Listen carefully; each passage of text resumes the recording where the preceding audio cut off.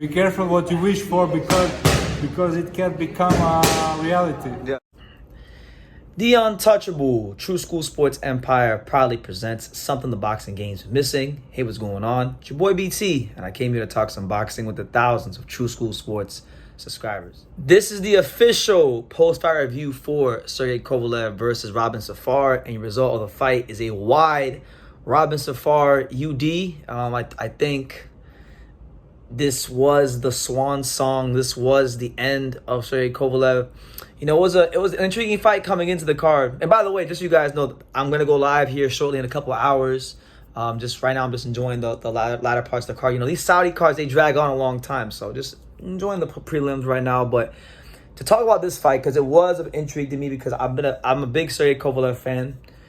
And, you know, he doesn't fight very often these days, so, you know, wanted to see how he looked. And, you know, this was Kovalev's second fight as a cruiserweight. The last time I believe he fought was like in 2022 when he fought Tervel Pulev on a Triller card. So, you know, and I remember in that fight, in that particular fight, in that outing against Tervel, he wasn't the Krusher. You know, the straight right hand wasn't there. He won that fight just off his jab. So I anticipated seeing kind of the similar approach from Kovalev, because, you know, when you fight at a bigger weight, with bigger, more physical guys, you know, you can't expect him to be the guy that fought Nathan Cleverly and John Pascal and then those guys, you know.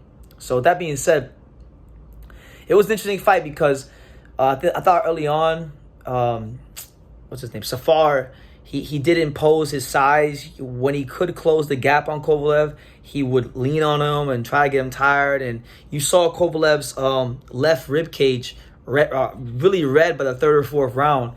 And Robin Safar definitely was having his moments imposing his size advantage. But I thought Kovalev also equally was doing a great job boxing him, moving him, jabbing very nicely. You know, that Kovalev jab is very stiff and very precise, and it was landing a lot on Robin Safar. What Kovalev really lacked in this fight was more so like that straight right hand.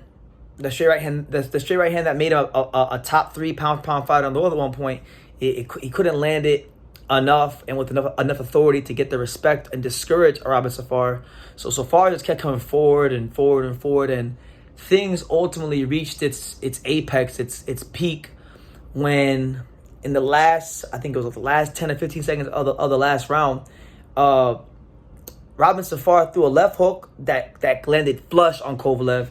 And then he followed up with an overhand right that ultimately parked Sergey Kovalev squarely on his ass and scored him a knockdown. And luckily for Kovalev, the fight wasn't. That was the last round. It was the last minute, the last couple seconds of the last round, and he didn't get stopped, because I think if there was a little more time, he probably would have got stopped. So it wasn't a great final image of Sergey Kovalev. I was even saying to myself, because I think in the middle part of the fight he was, I thought he was winning the fight.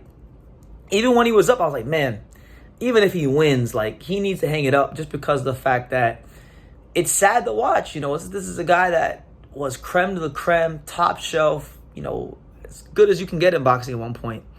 And he looked like so much of a shell of himself against a guy that, you know, of that caliber, that if he was, you know, back in the day in his prime, Robin Safar wouldn't even have seen the 5th round. Let's be real. I mean, right? So it is what it is. I'm very appreciative for what Kovalev gave the sport, his contributions. You know, a lot of people with Bivol and Better be in their rise prominence, you know, and Kovalev's been forgotten about by a lot of people. People forget how great, how dominant he was in his prime. But I have a long memory, good for the good and for the bad. And Sergey Kovalev gave us so many great fights, so many memorable nights. I mean, even the first Andre Ward fight, which to this day I'll contest, I think he won, was one of the best fights I've seen ever, you know, covering boxing here on True School Sports. So yeah, shout out to Sergey Kovalev. Shout out to just the superior boxing skills he's exhibited throughout his career. Obviously he didn't do it in this fight, but it is what it is. So if this is the last one we see of him, then happy trails to great light heavyweight champion, and a guy that gave us more than his fair share of moments to remember him by. But as far as Robin Safar, you know, this is really his coming out party. He runs his record up now to 17-0 with 12 knockouts. He was number 15 in the WBO rankings coming into this fight. So now this opens up a whole smorgasbord of big fights for him. You know, he fights potentially with guys like maybe like Isaac Chamberlain or like a Arnold Jojai or maybe Chris Billon-Smith React Pro winner down the line. You know, there's plenty of fights out there for Robin Safar. You know, look, I'm not. It's not this fight. I don't think this fight was just all about Kovalev being shot. I thought he brought some good things to the table. You can tell that Robin Safar is still raw. He still got to work some things out. But there's a good fighter in there. He can punch. He's got physical strength. I think he's got to tighten up on the boxing skills a bit more. But look, you know, this is definitely what you would call a building block, something you can build on. You know, no fighter. None of us on this earth are finished articles, right? He's not a finished article. He's not a finished product. So only he's in charge of improving his career to the best of his abilities. And look, I want to see him fight anyone in the top 15 because look, it's all well and good to be Sergey Kovalev, but let's be real. Sergey Kovalev was never no great cruiserweight. He had a win over Tavera Pulev, which he was less than spectacular in. But look, nonetheless, it's a good name to have on the resume, and it's something to build off of. And Kovalev still had that world-class jab working in the fight, so it's still a good win. You know, Kovalev's not no child liver. He's not a bum. He's just not the guy he was at light heavyweight when he was number 2 pound in the world. So, yeah, to me, really sad to watch, but good for Safar to get that name on his resume, and hopefully he can become a player in the cruiserweight division. And again, if I didn't say it again, I'll say it one more time. Sergey Kovalev, that's the last we see of you. Thank you so much for an amazing career, and you know, nothing to hang your hat on. In that 10th round, and I'll end it on this. That 10th round, he could have just boxed behind his jab and try to take it to the car. He tried to knock that guy out. He tried to knock Robin Safar out, which is part of the reason why he got clipped the way he did. So he went out on his shield. There's no shame in that. So I'll leave it at that. But let me know what you guys think.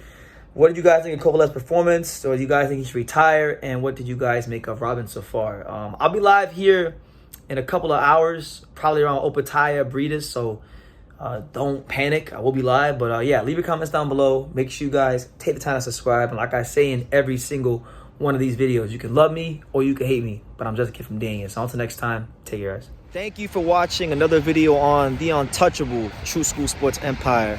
I'm at the Boxing Hall of Fame out here in Canastota, New York. And for more great boxing content just like this video, make sure you click and subscribe right over here.